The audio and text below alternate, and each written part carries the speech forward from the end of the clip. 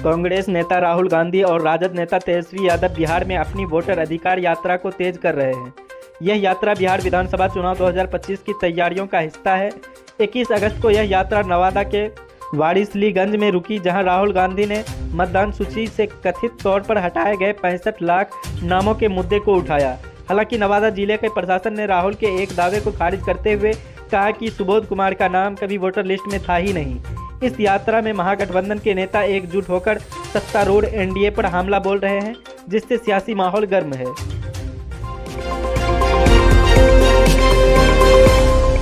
पूर्व केंद्रीय मंत्री नागमणि 19 अगस्त को भाजपा में शामिल हो गए हैं। उनकी पहचान बिहार के राजनीतिक में बार बार दल बदलने वाले नेता के रूप में रही है।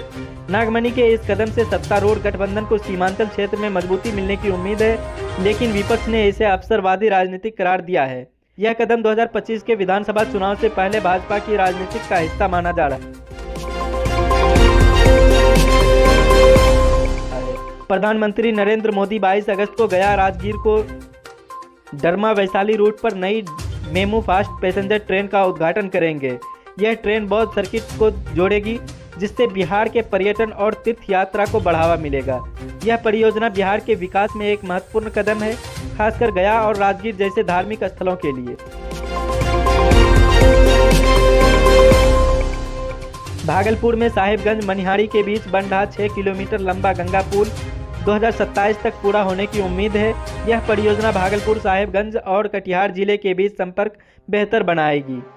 इसके अलावा भागलपुर ग्रीनफील्ड हवाई अड्डे के विकास को मंजूरी मिली है।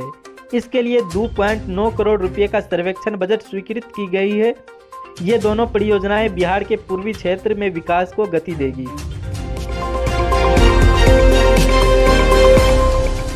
मुजफ्फरपुर के डोली रेलवे स्टेशन पर उत्पाद विभाग ने अमृतसर जयनगर शहीद एक्सप्रेस के शराब की तस्करी करने वाले 3 महिला को एवं 1 पुरुष को गिरफ्तार किया। बिहार में शराबबंदी के बावजूद तस्करी की घटनाएं लगातार सामने आ रही है। यह कार्रवाई गुप्त सूचना के आधार पर की गई, जिससे स्थानीय स्तर पर शराब सप्लाई को रोकने में मदद मिलेगी। खगड़िया में गंगा नदी के बढ़ते जलस्तर के कारण अजगैबीनाथ धाम महासेतु का निर्माण कार्य पिछले 2 सप्ताह से रुका हुआ है। केवल अप्रोच पथ का काम जारी है। यह पुल क्षेत्र के कनेक्टिविटी के लिए महत्वपूर्ण है। इसको रोकने से स्थानीय लोगों में चिंता है। प्रशासन ने जल्द ही काम शुरू करने का आश्वासन दिया है। मुख्यमंत्री ग्रामीण सड़क उन्नयन योजना के तहत छपरा में 231 करोड़ रुपए की लागत से 231 किलोमीटर लंबी सड़कों का निर्माण होगा। इस परियोजना से गांवों को शहरों से जोड़ने में मदद मिलेगी, जिससे ग्रामीण अर्थव्यवस्था को बढ़ावा मिलेगी। यह परियोजना बिहार सरकार के ग्रामीण विकास की प्रतिबद्धता को दर्शाती है। लखीसराय में शिक्षा विभाग के कथित घोटाले के खिलाफ भाजपा के पटना उच्च न्यायालय में जनहित याचिका दायर की है।